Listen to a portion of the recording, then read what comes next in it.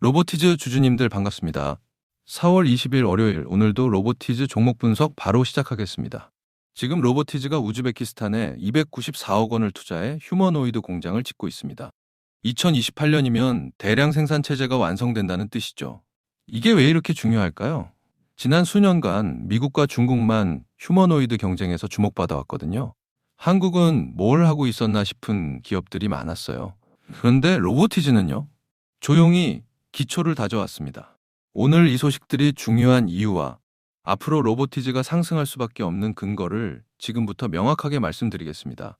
여러분은 로보티즈를 어떤 회사라고 알고 계신가요? 아마 작은 부품 회사라고 생각하셨을지도 몰라요. 맞는 말도 있고요. 로보티즈는 모터와 액추에이터를 만듭니다. 작은 부품이 맞아요. 그런데 여기서 중요한 건 뭘까요? 이 작은 부품이 얼마나 어려운 기술인가 하는 거예요. 왜 중국 기업들도 다른 선진국 기업들도 쉽게 못 만들까요? 왜 전 세계의 유명한 휴머노이드 로봇들이 로보티즈 부품을 찾을까요? 그건 기술의 벽이 있기 때문입니다. 로보티즈는 이미 그 벽을 통과한 기업이라는 뜻입니다. 오늘은 여러분과 함께 이 세 가지를 명확하게 확인해 볼 거예요. 첫째, 왜 미중 경쟁에서 한국이 살아남아야 하는가? 그리고 로보티즈가 바로 그 답인가? 둘째, 우즈베키스탄 공장은 정말 무엇인가? 단순한 생산시설이 아니라 무엇을 의미하는가? 셋째, CJ 대한통운과의 물류협력은 왜 상용화의 신호인가? 이 세 가지 기초가 맞춰지면 2028년의 양산체제가 정말 현실이 된다는 걸 알게 될 겁니다. 여러분도 뉴스에서 봤을 거예요. 미국의 테슬라는 옵티머스라는 휴머노이드를 내놨고 중국도 자체 휴머노이드로 저가 공세를 펼치고 있죠. 그럼 한국 기업들은 뭘 하고 있을까요? 이런 의문이 들지 않나요? 위험해 보이죠. 미중이 주도권을 잡는 동안 한국만 뒤처지는 건 아닐까 싶은 거예요. 하지만 여기서 중요한 걸 놓치고 있습니다. 로봇을 만드는 것과 로봇을 움직이게 하는 핵심 부품을 만드는 것은 완전히 다릅니다. 누가 엔진을 만드는지가 정말 중요한 거거든요. 그렇다면 왜 로보티즈가 이 경쟁에서 살아남을까요? 여러분은 액추에이터가 뭔지 아세요? 로봇이 팔을 움직이고 다리를 구부렸다 펼쳤다 할 수 있게 해주는 부품이에요. 작은 모터처럼 보이지만 안에는 정밀한 감지 센서도 있고 토크 제어도 되어야 하고 실시간으로 반응해야 해요. 얼마나 어려운 기술인지 아세요? 전 세계에서 이걸 정말 잘 만드는 회사가 몇 개 안 됩니다. 그중 하나가 로보티즈예요. 그래서 테슬라도 다른 글로벌 로봇 회사들도 로보티즈 부품을 찾는 겁니다. 이미 주문이 들어오고 있다는 뜻입니다. 이게 얼마나 큰 얘기냐면요. 로보티즈가 우즈베키스탄에 투자하는 규모를 한번 생각해 봐야 해요. 294억 원이에요. 이건 작은 금액이 아닙니다. 회사가 진심으로 미래를 베팅하는 거라는 뜻입니다. 이 공장이 완성되면 뭐가 달라질까요? 지금까지 로보티즈의 생산 능력은 제한적이었어요. 기술은 있었지만 만들 수 있는 수량이 적었다는 거죠. 하지만 우즈베키스탄 공장이 가동되면요. 생산 능력이 10배 늘어납니다. 이게 의미하는 건 뭘까요? 지금까지는 돈이 있어도 못 살 수 있는 상황이었어요. 하지만 앞으로는요. 전 세계 휴머노이드 제조사들이 마음껏 주문할 수 있게 된다는 거예요. 여러분이 한번 생각해 봐요. 왜 로보티즈는 국내에 공장을 지으면서 우즈베키스탄을 택했을까요? 단순히 땅이 싸서? 그것도 있겠지만 훨씬 더 전략적인 이유가 있어요. 우즈베키스탄의 위치가 어디죠? 유라시아의 중심이에요.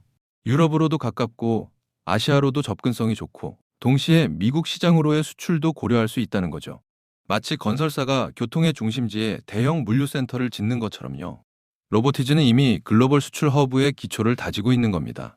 이게 한 회사의 장기 전략을 보여주는 신호입니다. 지금 이 주가가 싼 이유는 뭘까요? 시장이 아직도 로보티즈는 부품사일 뿐이라고 생각하기 때문일 거예요. 그런데 정말 그럴까요? CJ 대한통운과의 파트너십을 봐요.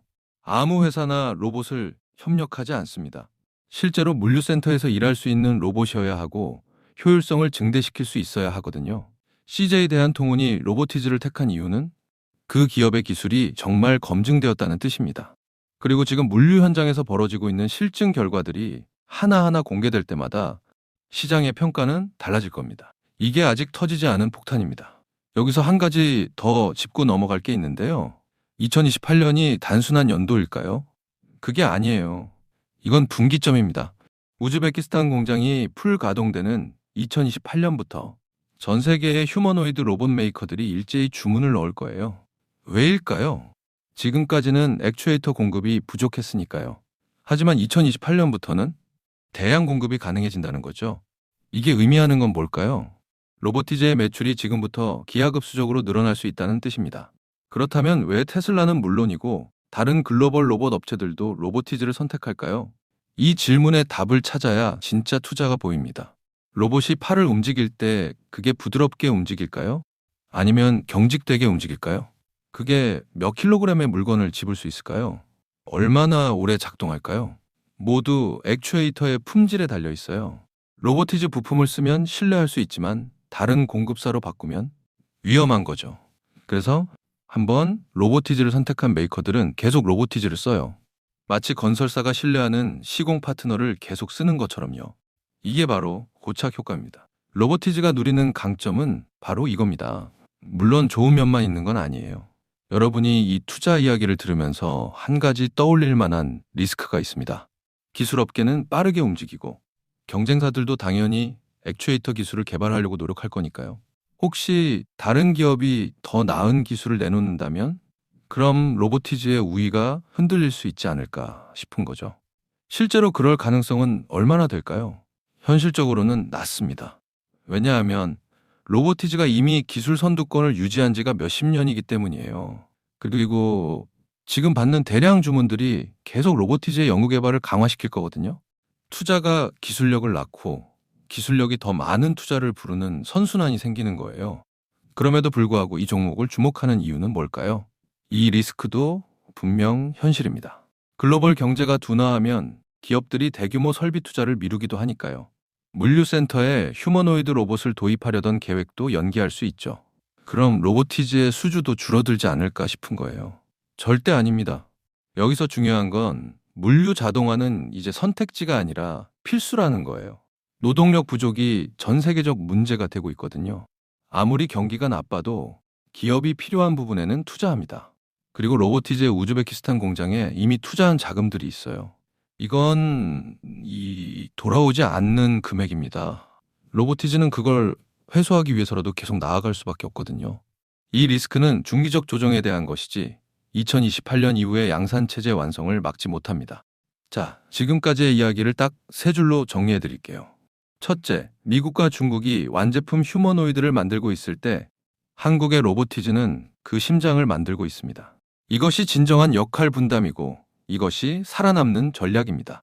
둘째, 우즈베키스탄 공장 투자는 단순한 설비 확충이 아니라 2028년 이후의 글로벌 수주 폭주에 대한 준비입니다.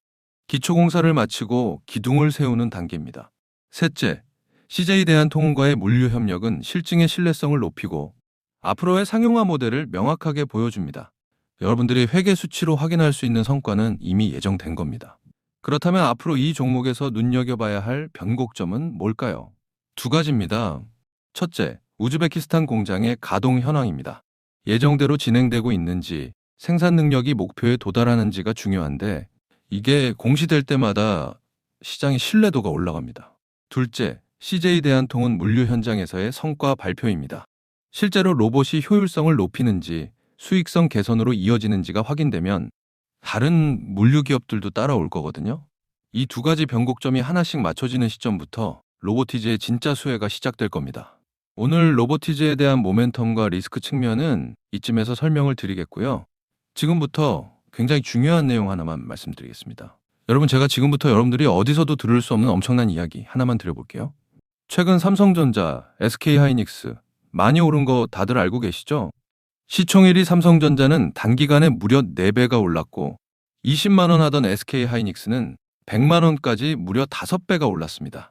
그런데 수많은 전문가들은 아직도 더 상승이 가능하다고 말합니다. 일단 많은 분들이 HBM 때문에 오른 거 아니야? 아직 더 오를 게 있어? 여기서 하나만 확실히 말씀드릴게요. 이 HBM 때문에 올랐다는 말, 반은 맞고 반은 틀렸습니다. 진짜는 아직 시작도 안 했어요. 지금 시장이 주목하는 건 HBM 그 너머에 있습니다. 지금 삼성이 수조 원대 자금을 쏟아붓고 있는 기술, 아마 들어보셨을 겁니다. 바로 유리기판입니다. 그리고 지금 시장에 알려지지 않은 어떤 한 기업이 유리기판의 게임 체인저로 조용히 떠오르고 있습니다. 이미 삼성의 막대한 자본이 이 기업으로 흘러들어가고 있고 AI, 반도체, 2차 전지까지 세 가지 테마가 동시에 엮여 있습니다. 최근 시장만 봐도 테마가 너무 빠르게 바뀌잖아요. 그런데 이 종목은 세 가지 테마가 동시에 묶여 있어서 꾸준한 상승이 가능하다는 겁니다. 그리고 지금 시점에서 가장 중요한 질문 하나 드려볼게요. 여러분, 지금 엔비디아, 인텔, 구글의 가장 큰 고민이 뭔지 아세요? AI 성능은 하루가 다르게 진화하고 있는데 문제는 그만큼 열도 어마어마하게 뿜어낸다는 겁니다. 성능이 올라갈수록 발열도 함께 올라가는데 기존 반도체 구조로는 이제 그 열을 감당할 수가 없는 거예요. 한마디로 성능의 한계가 아니라 열의 한계에 막혀버린 겁니다. 그래서 지금 엔비디아와 삼성이 긴밀하게 협력을 논의하고 있는 거고 AMD 수장까지 직접 방한한 겁니다. 그런데 여기서 이상한 점이 하나 있습니다. 삼성이 세계 최고 실력이라고 자부하는 이 기업의 주가는 아직 바닥입니다. 왜일까요? 세력들은 절대로 아무 때나 주가를 올리지 않습니다. 항상 남들보다 먼저 오랜 시간 매집을 하고 그 다음 재료가 시장에서 부각되기 시작할 때 그때부터 본격적인 상승세를 보여준 겁니다. 그런데 이 종목 같은 경우에는 유리기판이라는 초강력 재료를 가지고 있고 삼성의 거대 자금이 빠르게 들어가고 있기 때문에 한번 움직임이 시작하면 절대 이 가격대엔 못 산다는 겁니다. 그리고 소름 돋는 게 하나 더 있습니다. 제가 작년에 추천드렸던 원익홀딩스 기억하시죠? 똑같이 바닥권에서 횡보하며 장기 매집이 시작됐고 거래량이 본격적으로 튀어오르기 시작하더니 무려 8배 넘는 상승이 나왔습니다. 그런데 이 종목도 보면 어떻습니까? 바닥권에서 횡보하며 오랜 시간 매집이 진행됐고 거래량이 중간중간 강하게 튀어올랐습니다. 그렇다는 건 이 종목도 원익홀딩스만큼 상승이 나올 수 있다는 의미이고 거래량 볼륨이 원익홀딩스보다 더 크기 때문에 그 이상의 상승이 나올 수밖에 없다는 겁니다. 그리고 수급도 한번 보세요. 외국인과 기관들은 쉬지 않고 매수하고 있는데 개인들만 매도하고 있습니다. 전형적인 메이저 세력의 수급 패턴입니다. 게다가 최근 들어 기관들과 외국인들의 매수세가 점점 강해지고 있기 때문에 머지않아 본격적인 상승이 시작될 겁니다. 그래서 지금 시간이 얼마 남지 않은 만큼 정말 많은 고민 끝에 세력 매집주를 구독자분들께 100% 무료로 공개를 해드릴 거니까요. 대신 여러분들은 구독과 좋아요는 꼭 눌러주시고 지금 화면에 제 개인 번호 잠시 보이시죠? 여기 있는 번호로 매집이라고 2글자 남겨주시면 제가 직접 보내드리겠습니다.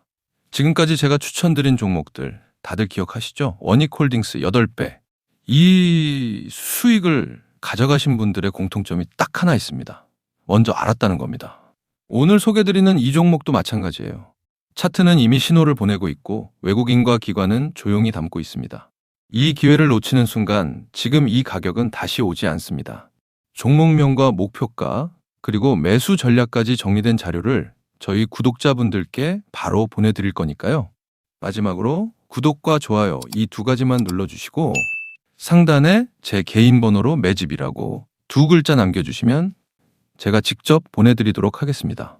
투자에서 수익의 차이는 결국 기회를 알아봤을 때 시도했느냐, 그냥 지나쳤느냐에서 갈립니다. 그러니까 저희 구독자분들은 이 기회 절대 놓치지 마시길 바라겠고요. 오늘 영상은 이쯤에서 마무리하고 저는 다음에 더 좋은 분석으로 다시 찾아뵙겠습니다. 감사합니다.